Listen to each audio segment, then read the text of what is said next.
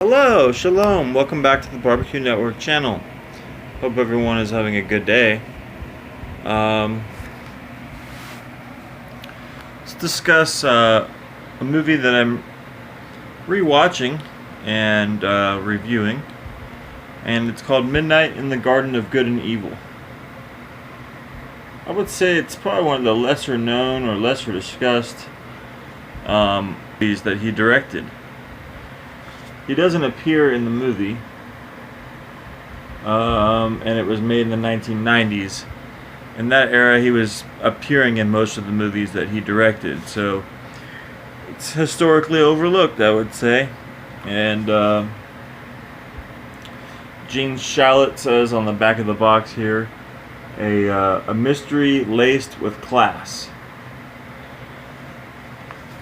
Okay.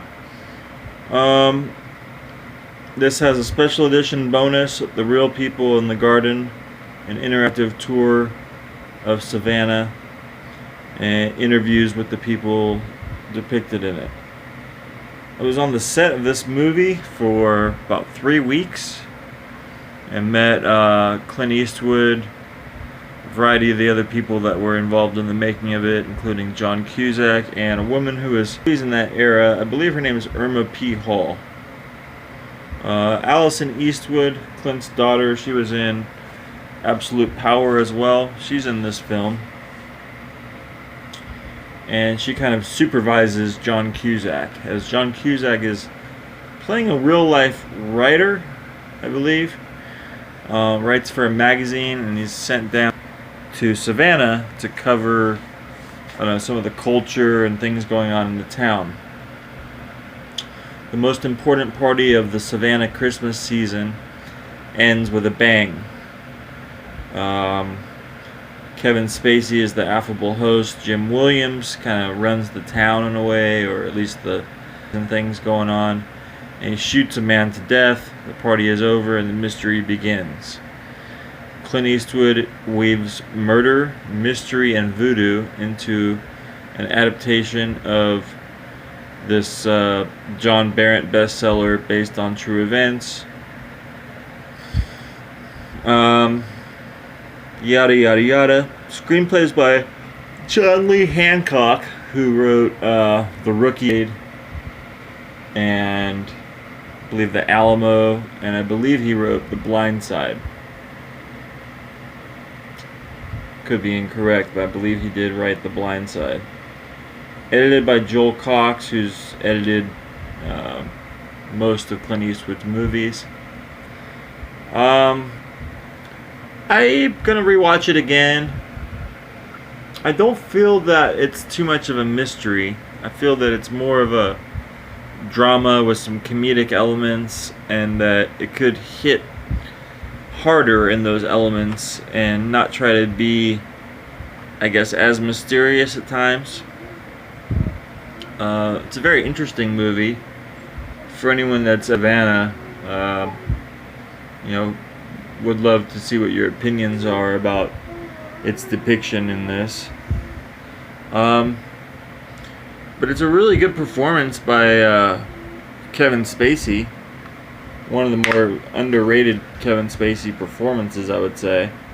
And John Cusack's there. He's kind of leading the cast, I guess you would say, trying to piece together why Allison Eastwood's character is befriending him, who everyone in the town is in relation to everyone else. Jude Law, he plays this mysterious character in it, and what Jude Law's relationship was to other people in the film. I found that part, anytime you get Jude Law in a small role, he usually does a pretty good job with what he's given. Anyway, as far as Clint Eastwood movies that aren't often discussed, I would say it's this one, White Hunter, Black Heart, The Gauntlet, and some of his other movies through the years. Deserve a lot of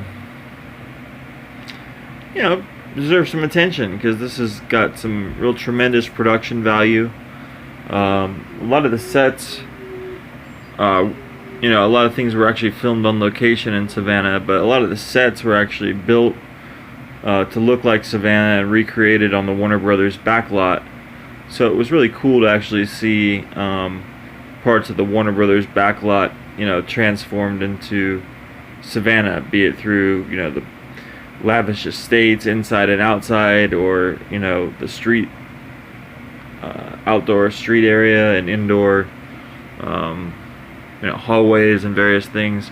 It's a very lengthy courtroom sequence in it, so I had been on the set, and I'm sure a lot of people can imagine what it is like on a set of a TV show courtroom show. Usually there's not as much attention to detail on a television show production design, but the amount of production design detail that was put into the courtroom scene may not be thematically and executed the best, but in terms of the production value, it's really good. I could see someone just seeing, like, what's the point of this story? It's boring from the beginning, and I understand that. It's not exactly the most exciting material. He is adapting quite a few books in this era, Bridges of Madison County and this one.